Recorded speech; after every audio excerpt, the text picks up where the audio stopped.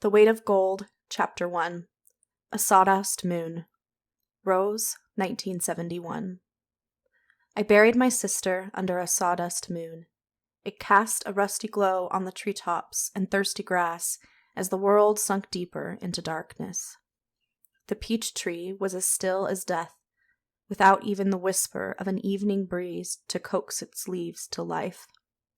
My chest sparkled with sweat. A black shroud wrapped around my body like an unwanted blanket you kick off in your sleep. But I remained outside in the sticky warmth of an Alabama summer dusk. For the first time, this was preferable to being in the air-conditioned indoors. Close friends and extended family, who had all gathered in my parents' home after the funeral services, slowly took their leave, until only my parents, Lenny, and the kids and I were left. I listened from the back porch steps as the last of the car engines sputtered to life, fading away down the road until the cicada's cacophonous drone was the only sound left to the night. "Rose!" Ma opened the back door, and the sound of a crying baby drifted out from the kitchen. "Please, come help me with the baby." Her voice was tight and desperate. I turned away from copper moonlight towards a new reality. My older sister, my best friend, was gone. I walked up the porch steps. The white paint almost glowed in the fading light. Inside, a rush of cool air greeted me, and goosebumps spread across my forearms. I took my wailing niece in my arms, who was naked except for a diaper. Her tiny black dress lay crumpled on the floor by the staircase, damp with a milky vomit. She smelled like sour milk, but I didn't mind. I was grateful for her cries. They drowned out the shouting of angry men from the next room. But being in my arms calmed her almost immediately. Besides her late mother, I was the only other person she had bonded with in the handful of days she'd been alive. I had been there, by my sister's hospital bed, only 2 weeks earlier, unaware that she wasn't out of the woods when the baby arrived safely. "Thank you, Rose." She wouldn't settle with me. Ma's eyebrows were furrowed, and she looked at me like she'd had a question and I'd just answered it. A door slammed, and she started as Pa stormed from his office, where he and Lenny had been arguing. Pa leaned against the stair banister, next to the crumpled newborn dress. Ma went to him, first glancing at me again with that significant look. "I won't let this happen," he said, in an attempted hushed tone, but I could still hear him easily. "He's a good-for-nothing drunk." "Richard." Ma tilted her head towards my nephew, Eugene, who sat at the kitchen table, until then invisible to all the grown-ups. It was true, Lenny was a drunk, though not a good-for-nothing one, just a sad one. My sister had married for love, not security. They'd been high school sweethearts, and on her 18th birthday she'd dropped out of school to marry him. I was 14 at the time, and in awe of her wild romanticism. "You'll understand someday," she had said, as I had helped her zip up the white dress she'd worn to the courthouse. It was the dress she'd bought the summer before for the garden party of an important colleague of our father's. It was a simple, sleeveless sundress, with a fitted waist and full skirt. The top of the dress cut inward into a mock neck, almost like a halter, exposing more of her collarbone. It was her loophole in Pa's stringent modesty regulations. She was always finding little ways like that to infuriate him. His lawyer mind was obsessed with the letter of the law, and she used that against him. She could have been a lawyer herself. "Is it worth it?" I'd asked, as she'd done her own bridal makeup. It wasn't anything different from her normal makeup, except for dark red lipstick. Pa had threatened to cut her off if she got married that day. He'd pulled out every argument of logic he had to convince her not to marry Lenny Howell. He didn't approve of the boy, who offered little in his eyes by way of security and absolutely nothing by way of blood. Lenny had no trust fund, and his career aspirations were deemed unacceptable. He'd wanted to be an actor. But he got a job right out of high school waiting tables at a seedy dinner theater, and had been working there ever since. Pa was humiliated by this, so despite his threats to cut her off, he'd funded their lives these 8 years to keep up appearances. Although I always suspected Ma was the real reason he'd changed his mind. She would never openly defy her husband, but when she needed to, she could be persuasive. She wasn't necessarily thrilled about the marriage either. She wanted her daughter to finish high school and go to college.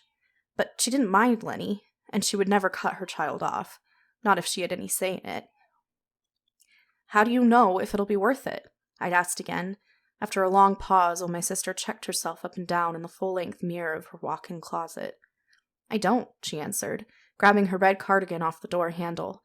It matched her lipstick exactly. "But I want to find out. What is life without a little risk anyway?" 8 years later, I still didn't have an answer to that question. I'd never had the courage to do what she'd done, carve her own path. The baby was drifting off, so I took a blanket from the diaper bag that sat on the kitchen table, wrapping it around her. She snuggled in with her head against my chest. She had thick, dark hair and golden skin, inherited from her papa. But her lips and nose were distinctly her ma's.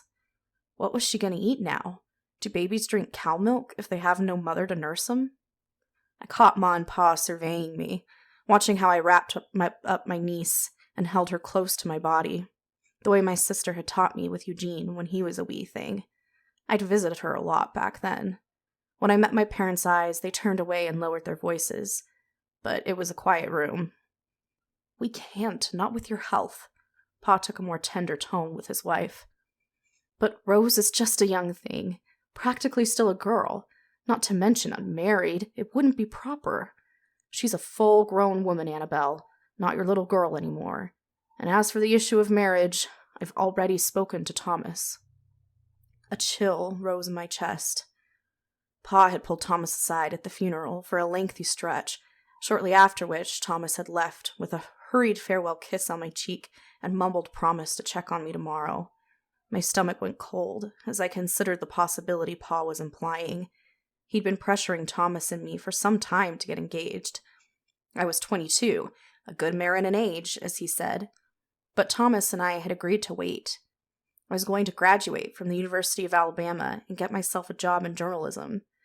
Thomas was going to get an internship and pass the bar.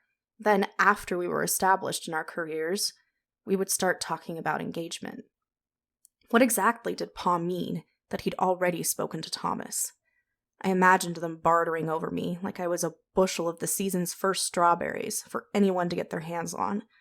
I hoped Thomas had stood his ground. I hoped he'd said he wouldn't discuss it a moment longer without me. But Pa was a terrifying man, and there was a sense of finality in his voice, like he knew it was a sure thing. Pa believed the only good reason for a woman to go to college was to find a husband. He couldn't understand why I wanted a degree, and didn't like the idea of his daughters working. Women's education is for the home, not the workplace. He would look to Ma to endorse his wisdom. She would smile meekly and say, "Of course, dear." That submissive smile would fill me plumb up with uncharacteristic anger. "Lenny was my dream. A fancy journalist career's yours," my sister would have said. "It's worth it, Rosebud. More worth it than getting up for a first light and hiking Wellington Hill to see the sunrise.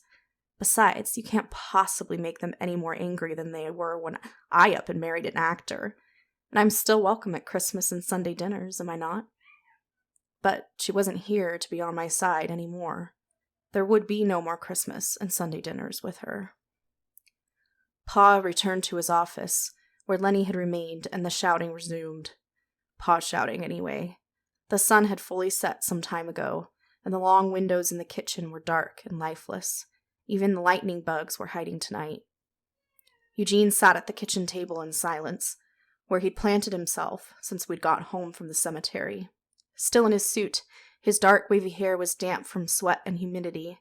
It had been hotter than a fresh apple pie at the cemetery, and that little black suit was probably suffocating. Every so often, a small sniffle pierced the emptiness in front of him. I wanted to go to him, kneel by his side, wrap him up in my arms, and tell him it was all going to be okay. But I didn't know how to tell him something I didn't believe myself. Instead, I helped him out of his suit coat, then silently hung it on the back of his chair. Like I'd been there for my niece's birth, I'd been there for Eugene's. I'd watched him grow all these years. When I'd started college, I'd had less time for him, and I wasn't sure we had the same bond that we used to. We used to do puzzles and capture lightning bugs together. I didn't know if he still enjoyed those things. I wanted to be there for him now. I wanted to want what I suspected my parents had in mind for my niece and nephew's future. But I was scared. Despite how it may have appeared to Ma, I had no earthly clue what I was doing when I interacted with those kids. The baby was finally in a deep sleep. I put her down in the living room in the portable bassinet Ma had brought out earlier. And then I paced by the living room's bay windows, trying to find something in the darkness outside. I don't know what, but whatever it was, I didn't find it. Eventually, the arguing in the office ceased, and the house went quiet, which was somehow worse. We all gathered in the kitchen at Pa's command, cooling off with Ma's sweet tea and avoiding each other's eyes. Lenny lowered himself into the chair directly across from me, the defeat radiating from him. This man, who I'd come to associate with life and passion, had been broken. Now, son, Pa addressed Eugene. Crying about it won't do a damn thing. God needed your mom more than you did. 'Cept his will. Eugene's snuffles slowed and then stopped, but when I stole a glance his way, I saw that silent tears continued to fall from his listless eyes. Those tears burned into my heart, and something roared up inside me. This was a child. A newly motherless, innocent, vulnerable child. Leave him alone, Pa. The vibrato in my voice shocked me and everyone else at the table.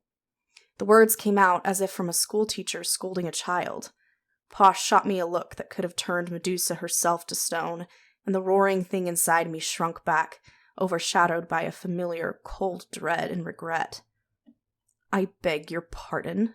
Pa dared me, with anger bubbling under the surface of his controlled voice. Ma sat wide-eyed in alarmed silence, her eyes flitting between Pa and me. Then she spoke quietly. Richard, we're all grieving. Rose didn't mean any disrespect. Right, sweetie? She turned to me expectantly, her eyes pleading. My heart softened. She was right after all. We were all grieving, including her. Sorry, Pa. But the apology wasn't for his sake. It was for Ma's. And I imagined my sister standing behind our father, her eyes joyfully chaotic, proud of my brief moment of insubordination. I lifted a hand to my mouth to cover the smile that tugged at the corners of my mouth. She'd felt so close since she passed, like she was reluctant to leave me. It almost felt like she wanted something from beyond the grave and was guiding me to it. Let's continue then, Pa said. She faded from my mind, and my heart sank with her. I stared into the wood grains of the table, willing them to spell out a message, giving me the answer to an impossible situation, the key that would rescue me from all this.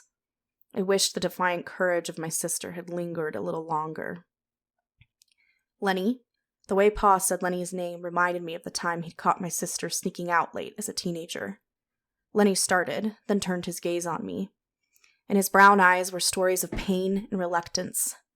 I returned to my wood grain, yearning for a different story. He finally cleared his throat. I suppose congratulations are in order, Rose. So, it was already decided. My hopes in Thomas's loyalty melted away like the ice cubes in my tea. My breath whistled a little as I inhaled through my nose. Lenny looked to Pa as if unsure he'd said the proper thing. Pa nodded. And his voice cracked. I'd like y'all, you and Thomas, to take care of the kids for me. My heart snapped and shattered at the pain in his voice. I'd seen it coming, but hearing it from Lenny's mouth was worse than I could have imagined. Lenny slid something across the tabletop. The sound of metal skimming across wood made my breath catch.